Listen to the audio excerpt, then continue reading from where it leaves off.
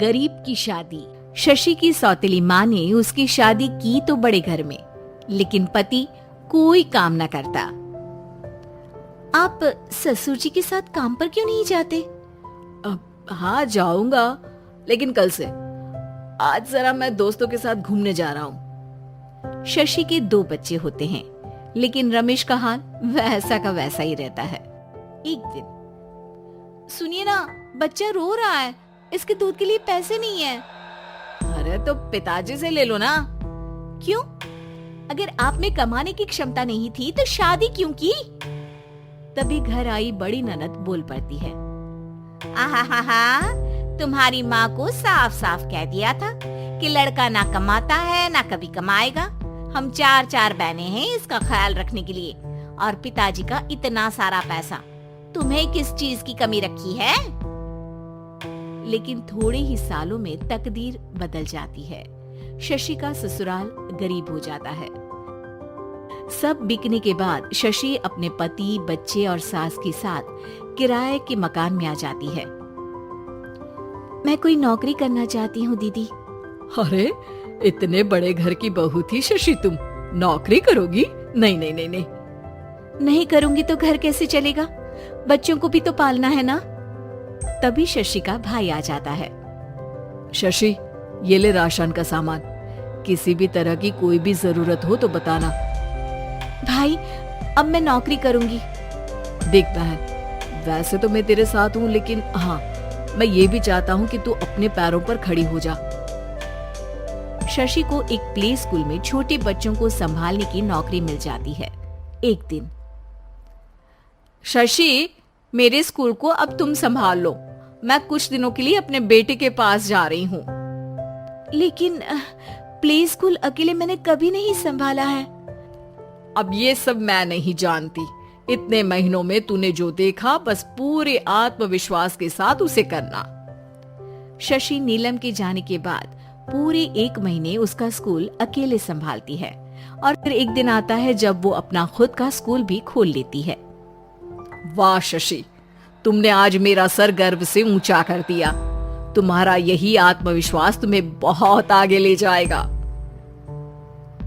नीलम, बहुत आगे जाने की चाह नहीं है, बस ये छोटा सा स्कूल मेरे बच्चों की अच्छी शिक्षा में मेरी मदद करे, यही मैं चाहती हूँ।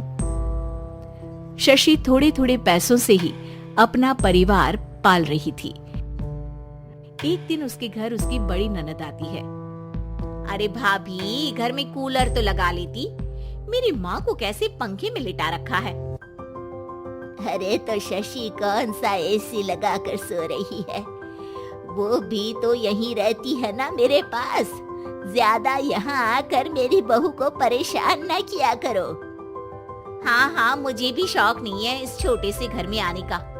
मैं तो बस ये बोलने आई थी कि मेरे बेटे की शादी है तो ननिहाल का जो नेग होता है वो ले आना।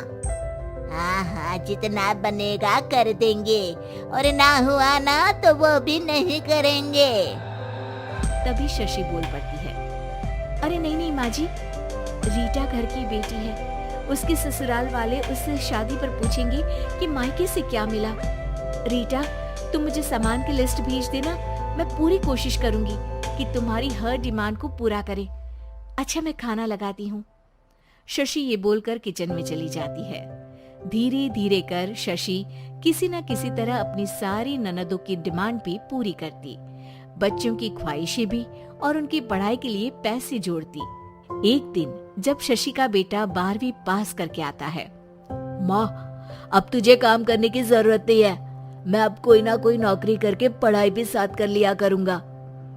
शशि को लगता है कि बेटा और आगे पढ़ाई करे, लेकिन वक्त की मार के कारण वो बेटे को काम के लिए हाँ कर देती है। अब बेटा एक बैंक में चपरासी बन जाता है।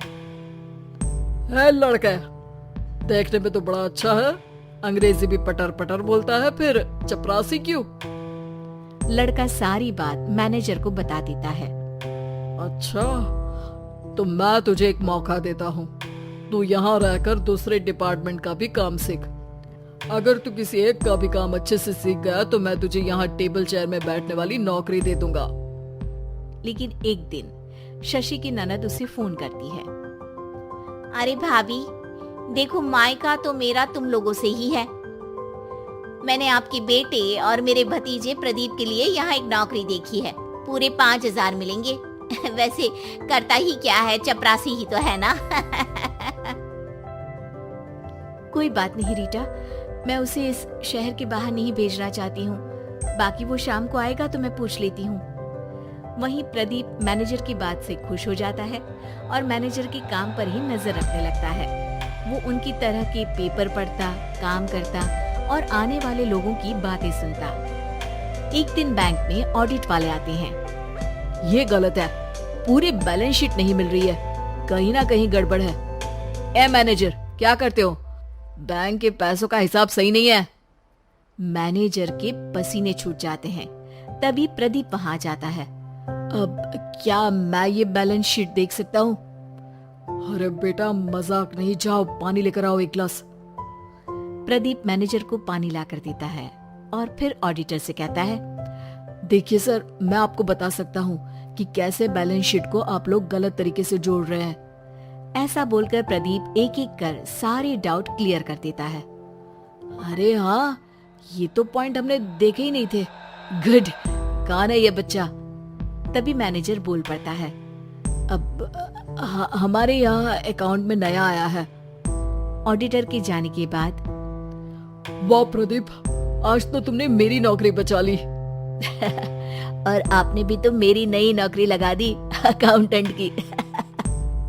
बस फिर क्या था, प्रदीप ने एक बार जो सफलता की सीढ़ी चढ़ी, बस चढ़ता ही चला जाता है। फिर एक दिन शशि की ननद, अरे भाभी कैसी हो? घर को तो बड़ा ही सुंदर चमका रखा है। अरे बेटी, कैसे आना हुआ?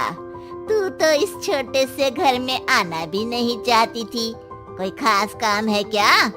अब हाँ, वो माँ, मेरा जो मजला बेटा है ना, वो अकाउंट से पढ़ाई कर रहा है, तो प्रदीप से बोलकर उसकी भी कहीं अच्छी नौकरी लगा दो ना। सास और शशि समझ जाते हैं कि कैसे पैसे आते ही लोगों के बात करने के तरीके से लेकर रिश्ते निभाने तक में बदलाव आ जाता है।